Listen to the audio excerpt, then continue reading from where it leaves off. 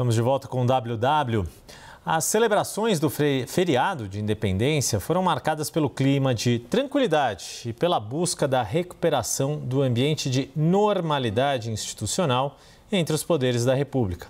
A reportagem é de Luciana Amaral. O evento foi celebrado de forma protocolar, sem discursos e com a participação dos chefes dos demais poderes, comandantes militares e outras autoridades. O governo se esforçou para desvincular a comemoração da independência da politização que marcou a data durante o governo de Jair Bolsonaro.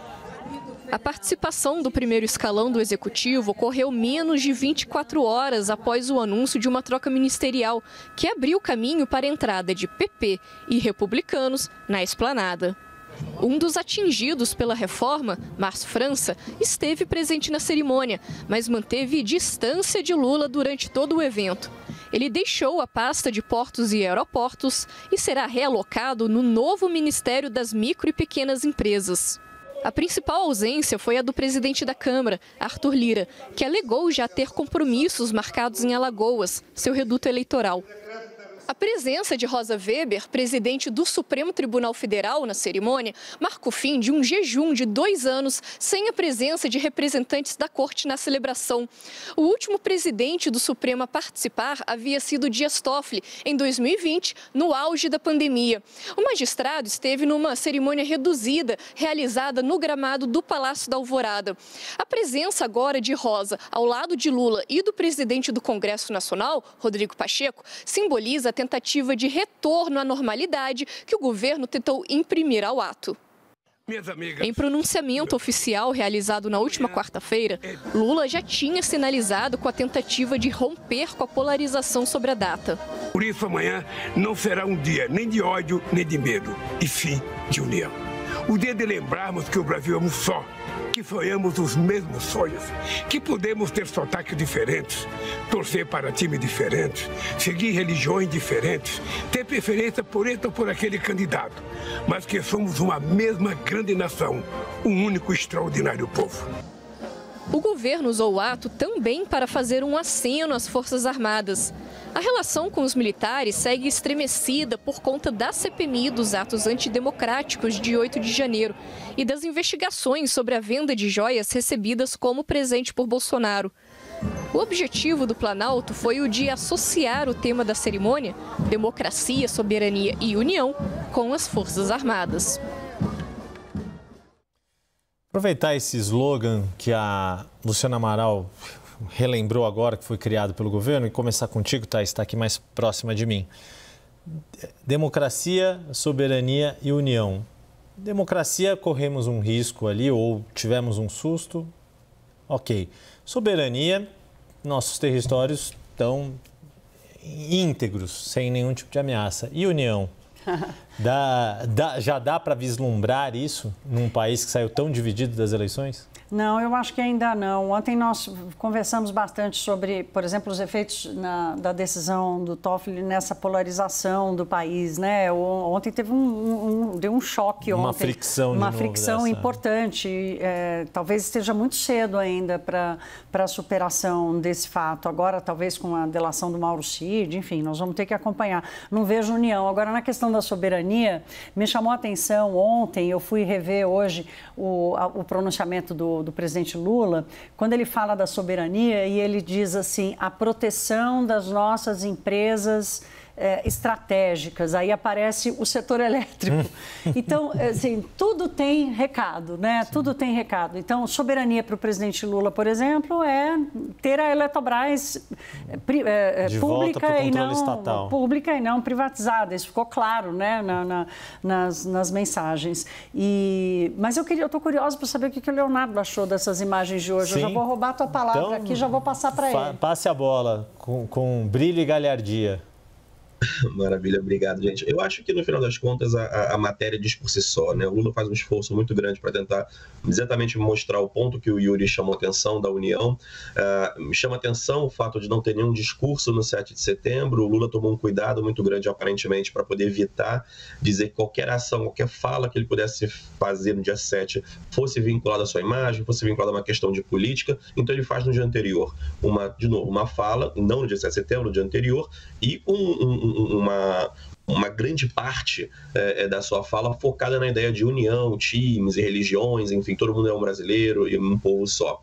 O que chama atenção, que eu acho que é interessante, uma coisa que o Yuri começou nesse bloco, em relação a como está a união no Brasil. Eu acho, Yuri, a coisa muito mais complexa. Lamentavelmente, eu acho que no nosso horizonte de vista a gente não vai conseguir ver, não digo uma solução, mas uma questão de como mitigar essa questão da rivalidade, da polarização entre esses dois grupos, porque não é só uma questão brasileira. A gente consegue olhar, vocês cobrem no mundo inteiro aí na CNN, e a gente consegue ver que a polarização ela é tão agressiva quanto em quase todos os países que a gente analisa de maneira geral. Então, eu acho que é algo mais complexo do que simplesmente o governo Lula, ou seja lá qual, ele tentar colar um pouco essa divisão entre os polos. Eu acho que está para além da questão brasileira esse problema. Então, acho que a união a gente vai ficar devendo ainda um pouquinho. E a gente aqui no Brasil acaba tendo um aspecto de que essa polarização fica exacerbada, principalmente via redes sociais, e até por isso que na abertura ali brinquei da disposição de muita gente de correr atrás do cachorro, porque, de fato, muito da disputa política acabou virando a política por redes sociais. E isso mesmo políticos, né, no Congresso Nacional, a última vez que estive lá 2 semanas atrás, ouvi essa queixa, mesmo de integrantes da oposição. Tá difícil da gente conseguir os nossos espaços quando a gente depende muito do pessoal que está só para lacrar e não para fazer a atuação na política institucional. E aí, Daniel, para jogar contigo aí de Brasília, uma outra questão que sei que é uma área que você transita muito e que a Luciana Amaral mencionou, que é essa relação com os militares. Muitos dos apoiadores de Lula usaram a cena que abre o desfile quando um comandante pede permissão ao presidente para poder começar o desfile cívico-militar.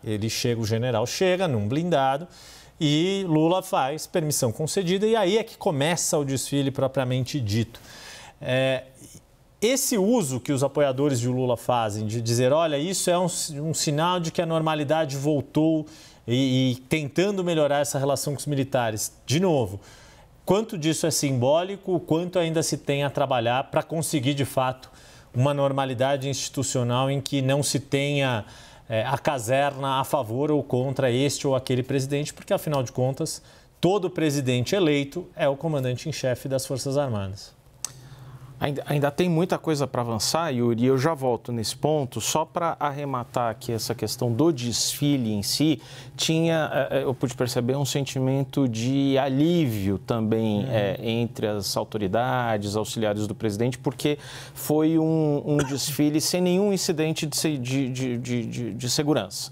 E isso vinha preocupando nos últimos dias, especialmente o governo do Distrito Federal, que a gente chama de GDF aqui, né? Talvez um pouco aquela história do gato escaldado, porque no 8 de janeiro também houve sucessivas omissões. Para além de todos os atos criminosos, houve também omissões aparentes das diversas camadas de segurança pública, né? Então, nos últimos dias havia essa preocupação de reforçar esse esquema de segurança, alertas partindo do Ministério da Justiça, a governadora em exercício Celina Leão, e é digno de nota que não houve absolutamente nenhum incidente. Então, segurança passou. Segundo ponto é que há anos a gente não tinha um 7 de setembro com a presença de ministros do Supremo. Estava ali Rosa Weber, estava o presidente do Senado, Rodrigo Pacheco, o que demonstra essa institucionalidade que estava perdida, porque a gente já teve 7 de setembro com o presidente da República dizendo que descumpriria ordens de ministro do Supremo. A gente já teve todo tipo de enfrentamento institucional durante o 7 de setembro, inclusive, e isso demonstra uma volta à chatice democrática. Puxa, realmente foi de um tédio atroz o desfile, e isso foi muito bom. Com os militares, não dá para esperar que esse caminho seja curto. Esse caminho vai ao longo do tempo. Então, você tem reformulação do alto comando nas 3 forças, que são os 14 generais oficiais de maior experiência nas forças. Esse alto comando está recompondo as relações. Lula já esteve com o alto comando da Aeronáutica, da Marinha, do Exército. As reuniões foram boas, segundo todas as descrições, não de auxiliares do Lula, de fardados. O PAC teve um dos eixos ali de reequipamento das Forças Armadas, modernização dos equipamentos. Isso também é um pleito muito grande. Agora você tem um outro pleito que é de reajuste para os militares. Dói nas contas públicas? Dói nas contas públicas.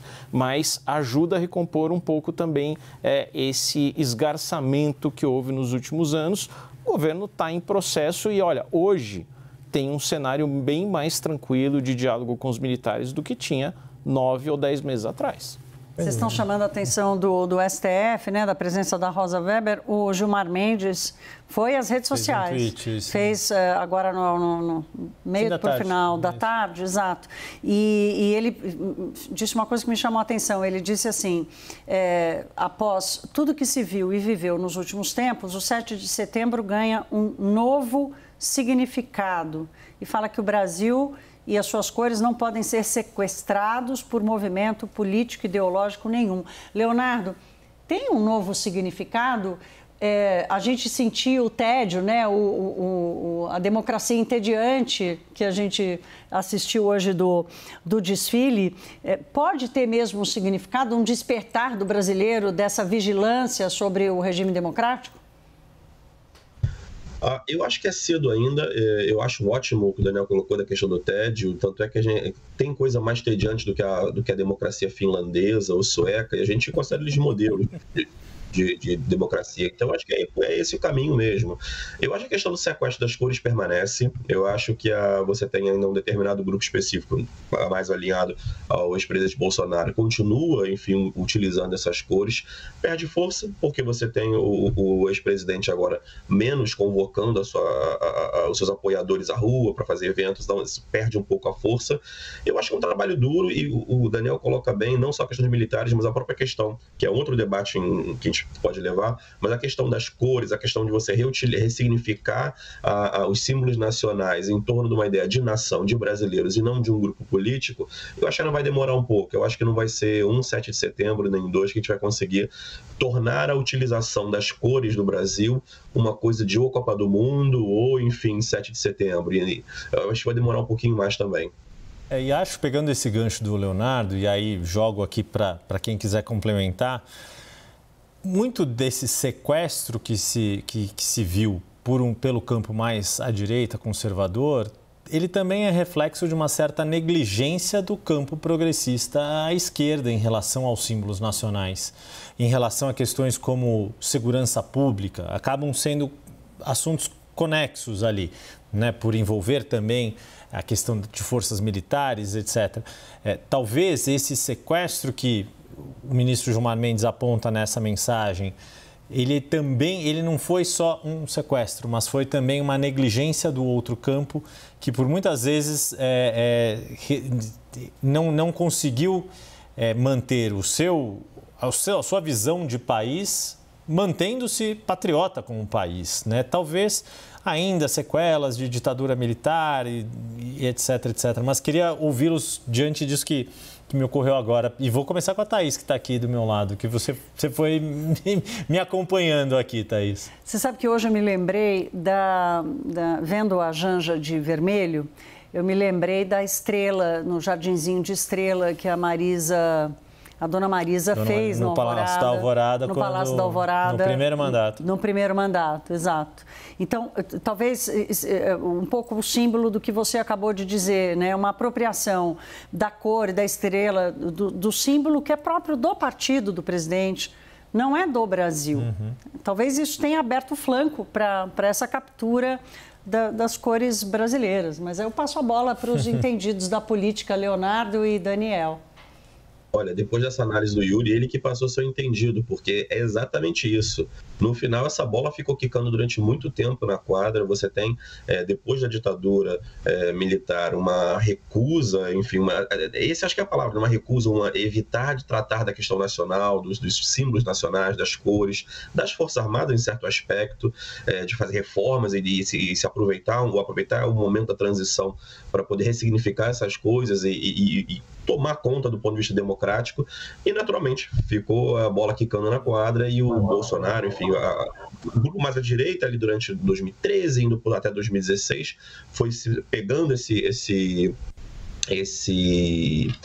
enfim, as cores que ficaram, os símbolos nacionais que ficaram perdidos, e aí ótimo, a Thaís chama muito bem a atenção da questão do vermelho, que já vem desde a União Soviética, comunismo, vai vem China, e agora com o PT, essa associação em torno do vermelho cria naturalmente essa cisão entre as nossas cores nacionais e o vermelho, e aí fica nisso nesse momento. Eu acho que precisamos, de novo, acho que vai ter um longo caminho até que a gente consiga equalizar um pouco melhor essas coisas, até para ressignificar nossas cores e que elas sejam de todos efetivamente. E que os governos que venham tentem integrar essa ideia dessa ressignificação e tentem deixar um pouco de lado que, uma vez governo, eles são governo e não são um partido específico.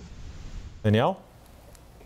Eu fecho com o relator, mas eu só me lembro muito de um trecho que me marca daquele já clássico na ciência política, Como as Democracias Morrem, em que os autores estabelecem 2 sintomas de fragilidade institucional ou da democracia, enfim, quando ela realmente está em risco, que são 2 coisas pouco mensuráveis, que olha, você precisa ter autocontenção dos poderes, então é uma regra não escrita ali de que você pode usar impeachment, você pode usar prisões preventivas, você pode usar investigações, tudo isso pode estar dentro da lei.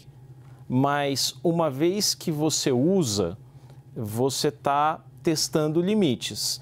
É um pouco que nem bomba atômica, está ali para não ser usada. E segundo, um sintoma da profunda divisão da sociedade, que é não considerar mais no outro um adversário político e sim um rival de batalha, um inimigo. Então, se você tem ali uma percepção de que o seu rival é alguém que, por caminhos diferentes, vai chegar no mesmo ponto, o ponto de chegada é o mesmo, as pessoas tendem a se respeitar um pouquinho mais. Perdeu-se um pouco essa noção de que, embora tenhamos meios diferentes, a gente pode chegar no mesmo país, nos mesmos objetivos, no combate à desigualdade, no crescimento econômico, no bem-estar da sociedade. Tudo isso passou a ser muito desconexo entre um grupo e outro. E isso tem começado a ser percebido em algumas pesquisas mais qualitativas, quando se já está mirando nas eleições do ano que vem.